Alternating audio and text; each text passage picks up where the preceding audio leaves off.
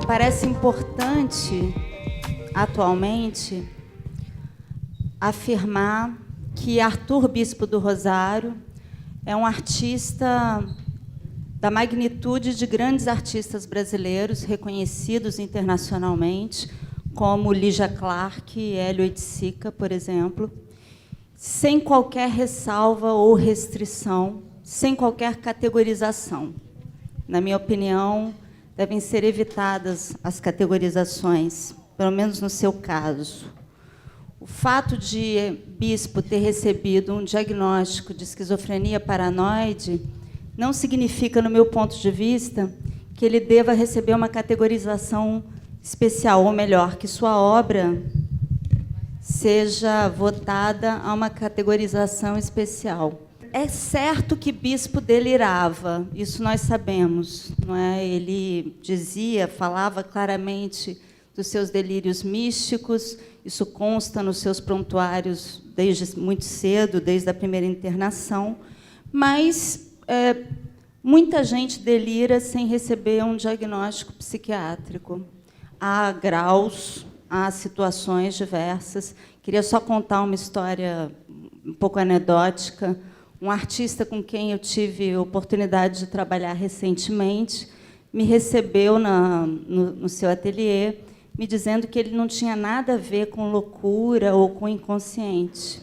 Na época, eu estava trabalhando na curadoria da exposição Lugares do Delírio, e eu disse a ele, não, claro, nada a ver. E ele, então, em seguida, começa a me falar sobre a sua obra como a busca de chegar ao quadrado perfeito. E os seus desenhos matemáticos em busca do quadrado perfeito. São desenhos matemáticos, e a matemática é bastante delirante, inclusive. Basta pensar nos números imaginários, que eu não consigo nem imaginar. Mas, enfim, existem grandes nomes, né, na cultura ocidental que tiveram passagens por instituições psiquiátricas e que receberam diagnósticos.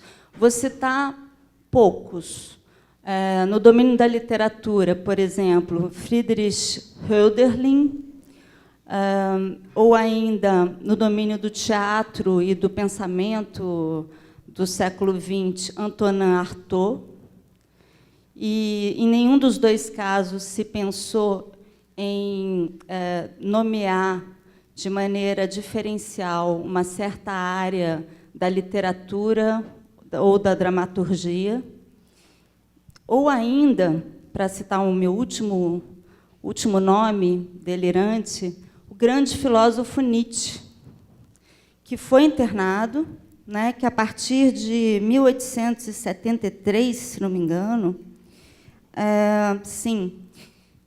foi internado, começou a apresentar diversos sintomas. Na época, o diagnóstico aventado foi o de sífilis, mas nós sabemos que o diagnóstico de sífilis era aventado em várias ocasiões, e essas questões, enfim, entre psicose e consequências de uma sífilis, havia toda uma zona obscura. Inclusive, o próprio Artaud foi também diagnosticado como portador de sintomas que decorriam de sífilis, e mais tarde se comprovou que não se tratava disso.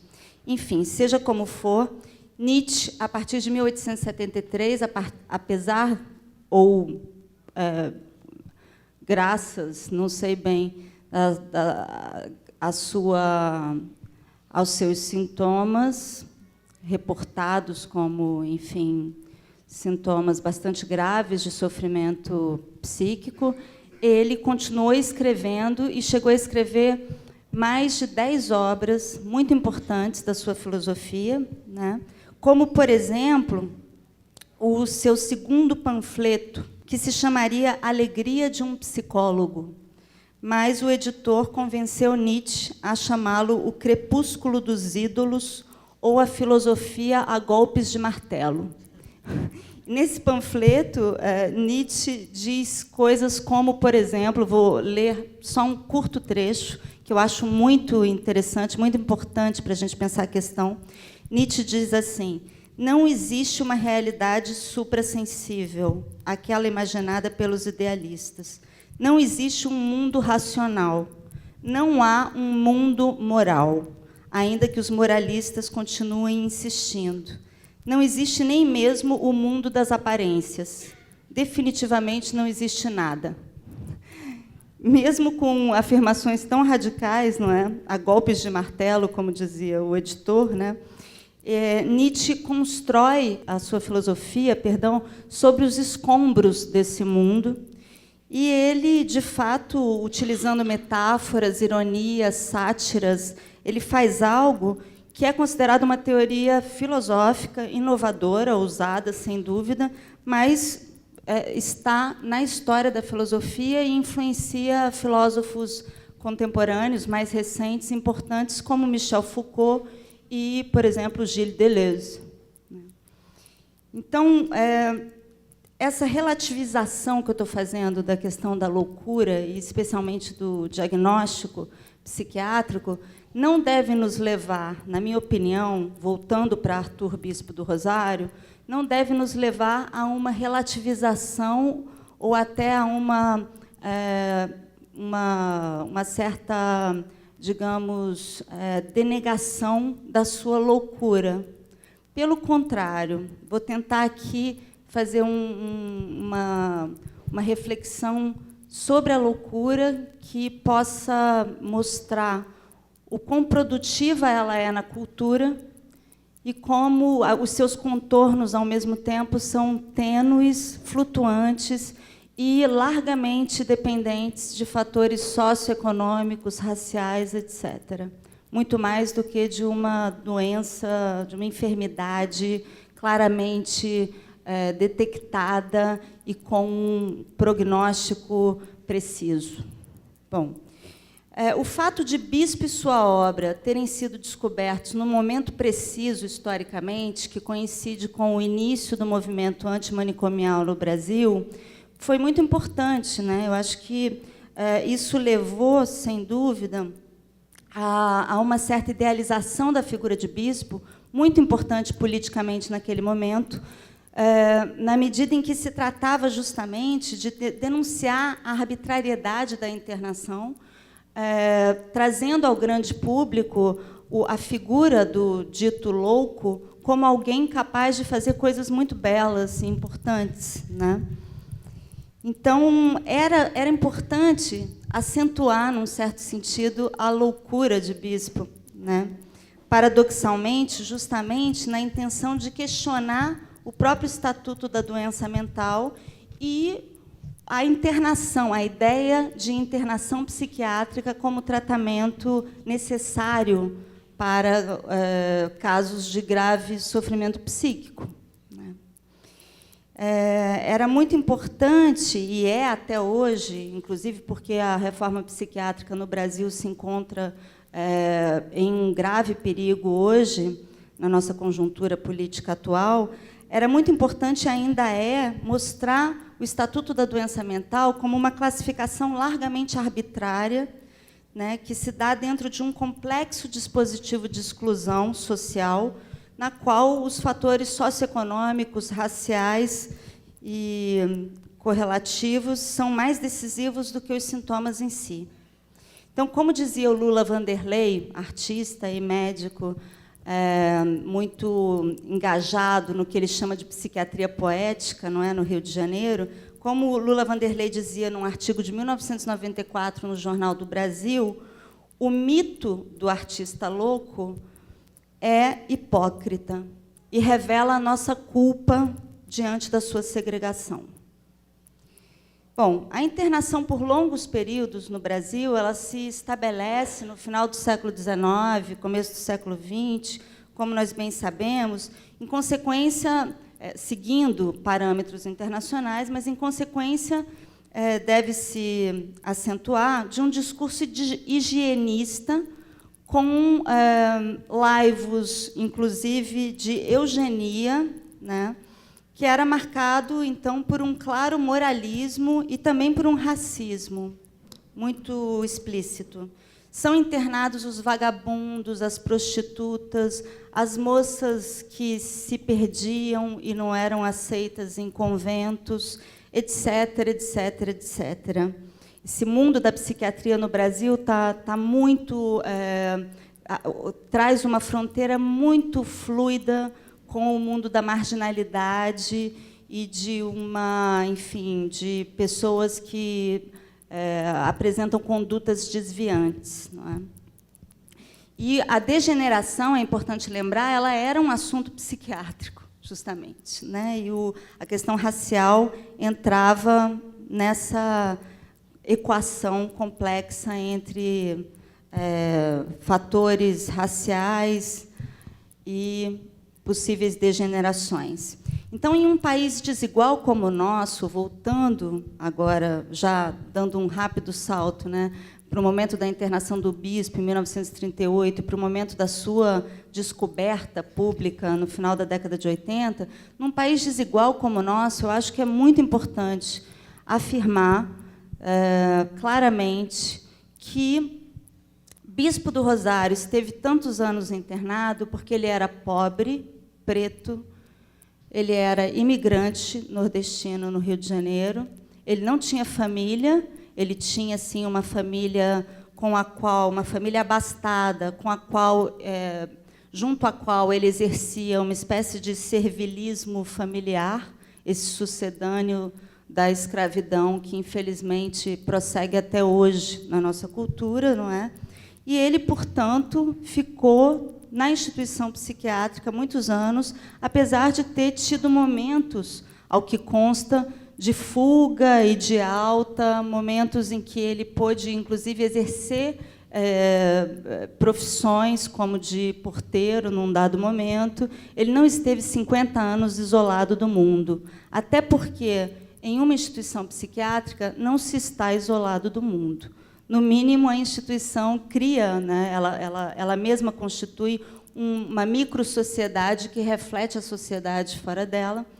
E, além disso, a partir de um determinado momento, diferentemente daquela situação do começo do século XX, da primeira metade do século XX, a partir de um determinado momento, nas instituições totais, que são os hospícios, mesmo ali, eventualmente, se tinha acesso pela televisão, pelos jornais, por revistas, também ao mundo externo, sem falar numa certa movimentação de pacientes e da própria equipe, né, que cuida e assegura o aspecto administrativo da instituição.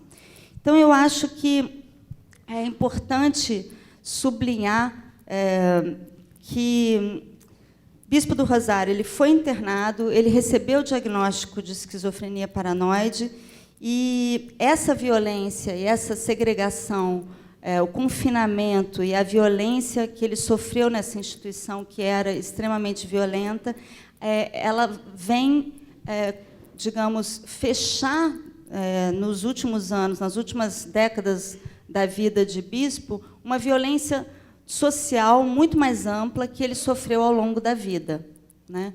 Não se sabe exatamente com quantos anos Bispo entra na Marinha, mas eu soube recentemente, por uma pesquisadora chamada Silvana Gerra, que muitos adolescentes eram vendidos nessa época pela família para a Marinha, famílias pobres vendiam seus filhos, porque a Marinha dava um dinheiro para a família. E nós sabemos também que a Marinha era uma instituição extremamente hierárquica e violenta, os castigos eram muito violentos, e os marinheiros eram, em geral, pretos, né?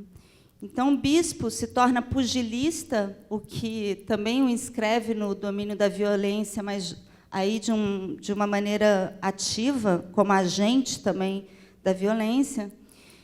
E ele era conhecido, ele ficou famoso justamente por ser muito resistente como pugilista. Eu acho que a resistência é uma marca de Bispo e que faz parte da sua obra. Mas se trata de uma resistência ativa. Ele estava lutando como pugilista e ele, inclusive, utiliza essa força e essa resistência, provavelmente, dentro da instituição do hospício, da colônia Juliano Moreira, para ganhar a confiança da equipe, ajudando a equipe a conter eventuais pacientes agitados, né? Não podemos saber até que ponto ele consegue subverter a lógica da violência, mas o fato é que Bispo consegue, dentro da instituição, ele vai conseguindo, isso é fato, um reconhecimento, ele consegue construir um certo lugar, não é, com sua obra, com a sua habilidade para conter pacientes, com a sua, enfim, socialização dentro da instituição, ele consegue, no final da sua vida, ter o pleno domínio de uma área grande, né, de celas, das celas onde eram isolados pacientes anteriormente, que ele pode, nos últimos anos da vida, utilizar a seu bel prazer para a sua obra, inclusive controlando quem podia entrar ou não nessas celas, né? Eu acho que toda essa situação complexa não se trata apenas de um contexto no qual se dá a obra de Bispo, mas toda essa situação talvez deva ser definida como a obra de Bispo.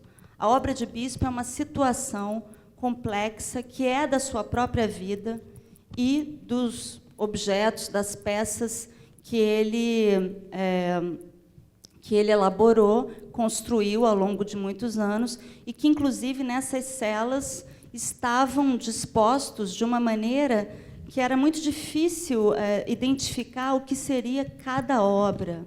Eu acho que talvez se deva falar de uma obra, que é a situação Bispo, e entender, por isso, também esse complexo conjunto de obras que, de alguma maneira, estava sempre em movimento, porque Bispo ia modificando o local das obras, mas também retomando obras que ele tinha feito, não sei nem se dá para chamar isso de obras, peças que ele tinha realizado anos antes, acrescentando algo posteriormente, ou até unindo peças diferentes. Se trata de uma obra que estaria em movimento no espaço, e, inclusive, não haveria, talvez, diferença entre as celas, aquele espaço, suas paredes, e as peças que estavam lá dentro, na medida em que, como foi descoberto recentemente, há, inclusive, desenhos feitos por Bispo nas paredes da cela, desenhos de barcos, especialmente, né?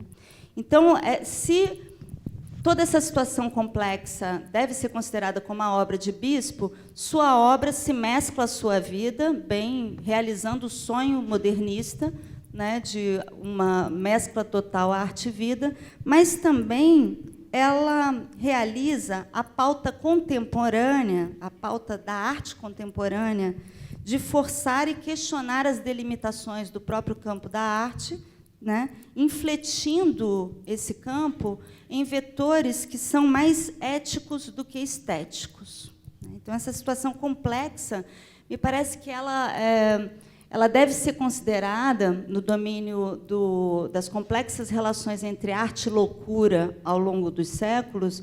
Me parece que Bispo do Rosário ele traz um novo paradigma para essas relações, bastante distinto, diferente daquele paradigma vigente no início do século XX, até meados do século XX, até a década de 1960, pelo menos, no qual as obras de pacientes psiquiátricos são, né, recebidas, né, publicizadas pelo estabelecimento de coleções, exposições, por livros. Essas obras chegam ao conhecimento dos artistas modernistas e de alguns críticos, e esses se encantam com essas obras porque se tratava justamente, no contexto, né, de uma certa polêmica em torno, especialmente, do expressionismo, se tratava de uma luta entre o academicismo naturalista vigente e a defesa e a busca dos artistas modernistas por novos protocolos de representação não miméticos. Nessas obras encontradas em instituições psiquiátricas, encontram-se deformações, distorções, uso interessante de cores, geometrismos, etc., bastante próximos dessa espécie de declinação modernista que se dava naquele momento. Isso faz com que um pintor como Paul Klee, diante de algumas dessas obras, diga, por exemplo, está aqui o melhor Klee. Há um espelhamento entre a obra dos pacientes psiquiátricos nesse momento e as obras dos próprios modernistas, né? E isso é muito interessante. E, de fato, assim, essas obras, esses artistas loucos internados em instituições psiquiátricas durante quase toda a vida, eles servem de prova, as suas obras servem como uma espécie de prova, de comprovação da autenticidade dessas experimentações modernistas, porque eles estariam isolados culturalmente. Portanto, eles não seriam objeto de modismos. Eles representam, em alguma medida, uma espécie de humanidade em estado bruto e, portanto, comprovam a autenticidade da arte moderna. E isso é muito interessante, mas muito perigoso, porque o fato é que essas instituições totais, que são os hospícios, nos quais eles ficavam isolados, e isso é de uma violência extrema, né? Esse isolamento ele era o pressuposto para essa operação de autenticação. Então, ainda que se elogie a figura do louco artista como aquele sujeito apartado da cultura, que não teve acesso a nenhum tipo de educação formal e que estaria totalmente isolado de todos os valores culturais e do que circula, né, socialmente a respeito da arte, mesmo que seja elogiada a sua figura como um gênio extraordinário, como alguém que tira toda aquela beleza do seu trabalho de si próprio, essa operação implica uma violência fundamental, que é a de naturalizar a condição mesma de um paciente psiquiátrico como isolamento necessário, como segregação, como confinamento. Ora, essa naturalização, ela talvez fosse, enfim, praticamente tivesse no espírito da época, no começo do século XX. Mesmo assim, os surrealistas, por exemplo, vão rapidamente fazer manifestos contra o confinamento psiquiátrico, não é? Ainda na década de 1920. Me parece que, ao longo das décadas, vai ficando mais aguda essa questão, né, de uma certa hipocrisia, como dizia Lula Vanderlei, no sentido de o elogio do artista louco carregar, ao mesmo tempo, o risco de uma operação que o aparta da cultura, quando, em realidade, esse campo do sofrimento psíquico grave não retira ninguém necessariamente do convívio social, como vem sendo, enfim, afirmado, demonstrado e exercido pela reforma psiquiátrica, pelas práticas oriundas da reforma psiquiátrica nas últimas décadas, não é?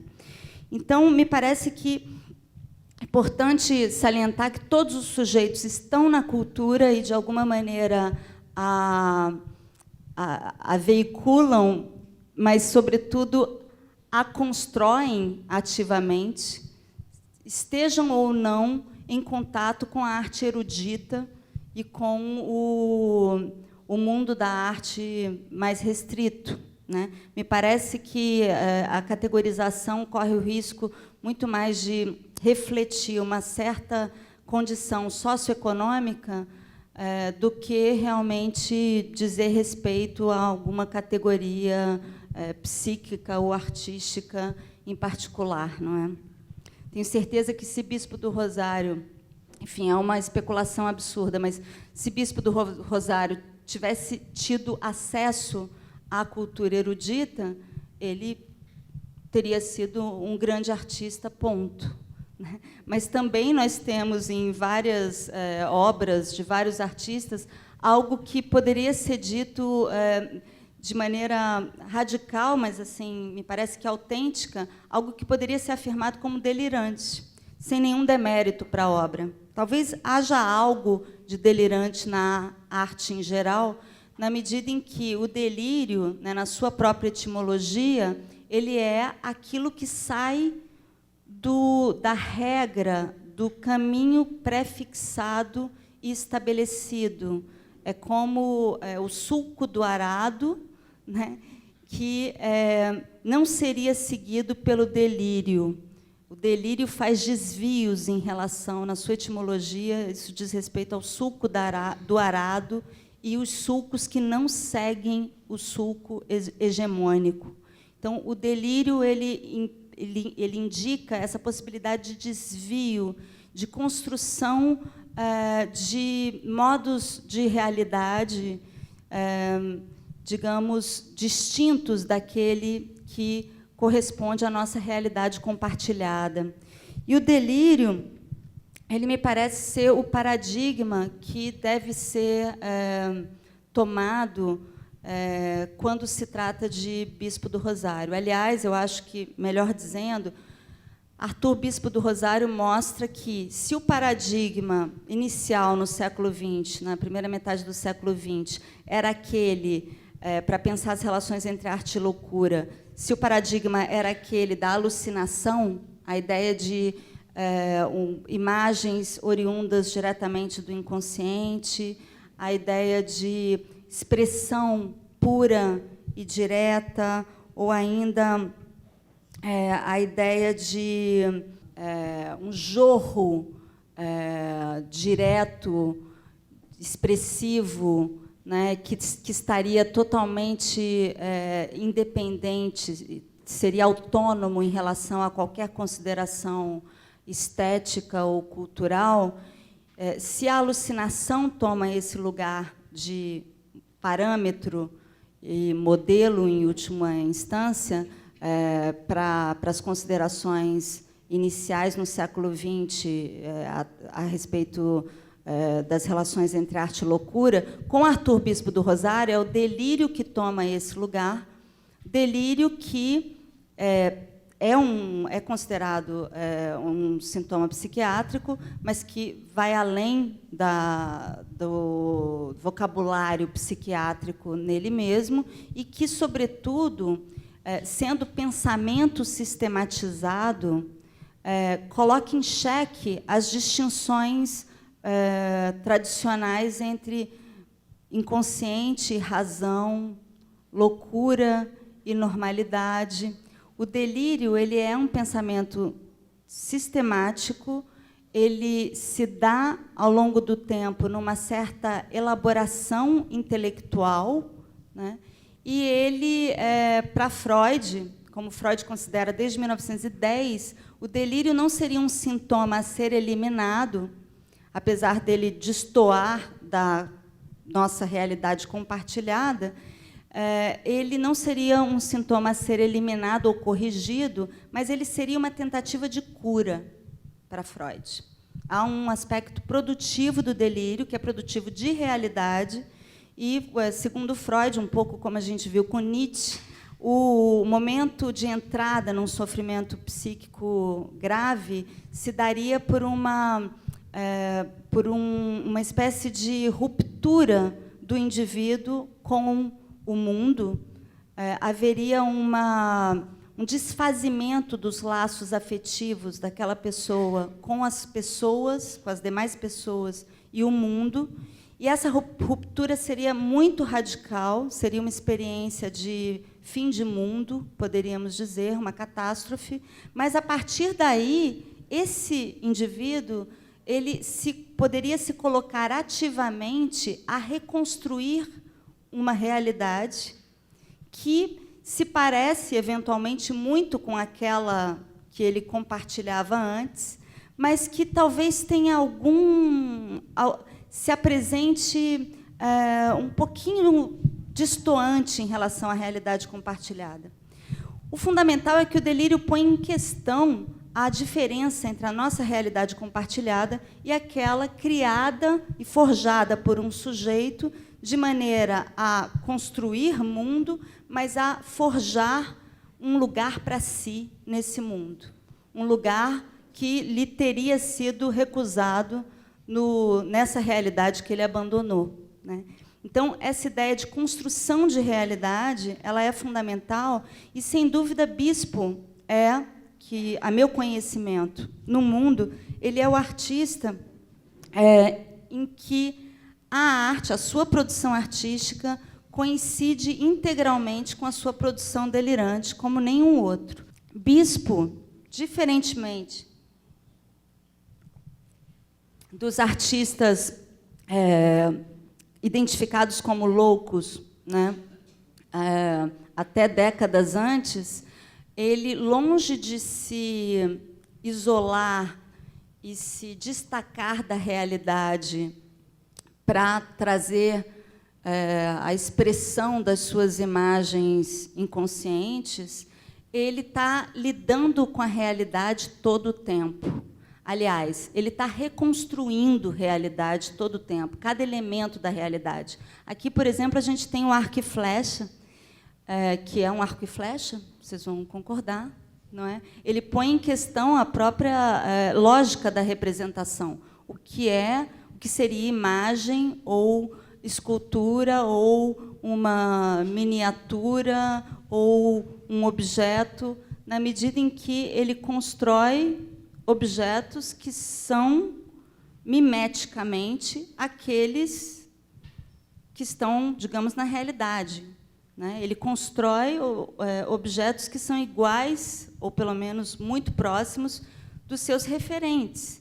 E ele, muitas vezes, também os nomeia, né? Como no caso desse objeto recoberto por fio azul, a gente vê que está escrito arco, né, no arco, seguido de letras que não se sabe bem o que significam, né, no uso que o Bispo faz de códigos e letras de uma maneira muito complexa na sua obra. Enfim, o arco é um arco. Uma jangada, por exemplo, se a gente segue o título dado por Frederico Moraes e não pelo próprio Bispo, não é? É uma jangada. E, ao mesmo tempo, não é exatamente uma jangada. Tem algo que é uma operação de inserção do sujeito, eu diria, no objeto. Isso é feito tanto pelo bordado quanto pela escrita, muitas vezes. Há algo que, na representação, né, no fato do objeto representar fielmente o seu referente na realidade, algo é acrescentado, algo é modificado, de maneira a termos no objeto a presença do sujeito muito marcada, poeticamente. Mas também, eventualmente, a gente tem pedaços de realidade, vamos dizer assim. A gente tem, concretamente, coisas, para aludir ao título da mostra aqui. A gente tem coisas como paralelepípedos, e eu juro que, quando eu escolhi essa imagem, eu não sabia que aqui o chão era de paralelepípedo. Vocês veem como a realidade é delirante. Então, aqui, por exemplo, ele usa, então, os próprios elementos da realidade, esses elementos discretos, esses elementos construtivos, que são os paralelepípedos, mas, ao colocá-los sobre esse veículo, essa espécie de carrinho, ele os transforma de alguma maneira. E ele não deixa de escrever nesse carrinho, né, numa das tábuas, paralelepípedo. Tem uma complexa operação feita do lugar de Bispo, do seu lugar sociocultural, todo esse contexto que eu estou chamando de situação Bispo, tá? E não cabe, na minha opinião, se perguntar se isso foi feito intencionalmente, com uma intenção artística ou não. Não cabe perguntar se isso foi feito para ser vendido numa galeria ou para ficar na sua casa, porque é a operação que conta e eu não conheço nenhum artista que diga, mesmo que seja um artista muito famoso e que venda muito suas obras, eu não conheço nenhum que vá afirmar que ele faz as suas obras para vendê-las. Não conheço nenhum. Eu acho que tem uma espécie de missão muito presente na fala dos artistas sobre sua própria prática, que é, sem dúvida, encarnada por Bispo de uma maneira radical, mas se trata disso. Então, quando ele escreve aqui isso que vocês estão vendo, ele está torcendo a própria linguagem, colocando em desequilíbrio a relação entre linguagem e coisa, forjando realidade, construindo realidade de forma desviante, de forma subversiva, de forma talvez política, a gente deve entender. A sua estratégia, se ela é mimética, ela não é totalmente fiel à mimesis, né? A representação como cópia da realidade. Ela distorce um pouco. Me ocorreu, pensando nessa fala de hoje, me ocorreu pela primeira vez uma palavra que eu acho que talvez seja interessante para pensar isso. Eu acho que Bispo faz um arremedo de mundo. Arremedo é quando você replica, mas tem um tom que muitas vezes é humorístico, inclusive, que critica aquela fala, aquele enunciado que você está replicando, que você está imitando, né? Que você está fielmente vocalizando, no caso de um arremedo, que é imitar alguém que disse algo. Ao imitar, você parece estar sendo fiel a essa pessoa, mas você está, na verdade, criticando essa pessoa. Eu acho que tem um valor de crítica em Bispo, nesse sentido, de crítica da realidade e de... acho que nós podemos aprender com Bispo estratégias de construção de uma realidade na qual o sujeito esteja em primeiro plano, e não a realidade nela mesma. Me lembrei agora que Hélio Oiticica dizia assim: é preciso fazer um mundo do homem e não um mundo do mundo. Eu acho que ele, de alguma maneira, falava disso também. Só para ser um pouquinho mais provocativa. Quando a gente tem um objeto como esse daqui, o que esse objeto faz? Ele mimetiza um objeto do mundo, talvez uma roda dessas usadas em cassino, né? Roda da Fortuna é o título que essa obra recebeu, mas por que não pensar que essa obra replique essa obra de Marcel Duchamp, que a gente conhece bem, que é o primeiro ready-made roda de bicicleta. O que nos faz ter certeza, se é que nós temos, eu não tenho, de que Bispo estava totalmente à parte de uma imagem como essa, de que ele não possa tê-la visto, vislumbrado, visto de relance que fosse, numa revista, por exemplo. O que nos faz ter certeza disso, senão um latente preconceito de classe? Nada mais do que isso. Mas eu acho que a gente deve realmente tentar analisar a diferença entre a operação de Duchamp, a partir de 1913, e a operação de Bispo, né, a partir de alguns anos mais tarde, né? Porque o ready-made, o que ele faz, para terminar? O ready-made, com um ready-made, Duchamp se apropria de um objeto do mundo, um objeto pronto, ele faz uma espécie de grau zero da representação, para fazer desse objeto arte, para nomeá-lo como arte. Ele desestabiliza, dessa forma, a própria noção de objeto de arte. Já Bispo, ele refaz os elementos do mundo, ele raramente pega o próprio elemento, como ele faz um paralelepípedo, mas ele não pega o paralelepípedo sozinho, né? Ele coloca o paralelepípedo sobre o carrinho. Então, ele parece refazer os elementos do mundo de modo mimético, mas desestabilizando a própria representação, fazendo arremedo, fazendo algo que não é exatamente o fiel à coisa do mundo, e deixando a marca da mão, inserindo e apontando em cada objeto o lugar do sujeito. Portanto, o que Bispo me parece fazer é desestabilizar o próprio mundo, a própria ideia de realidade, em outras palavras. E talvez ele nos convide hoje a reinventar ativamente, talvez se possa dizer até politicamente, a nossa realidade. Obrigada.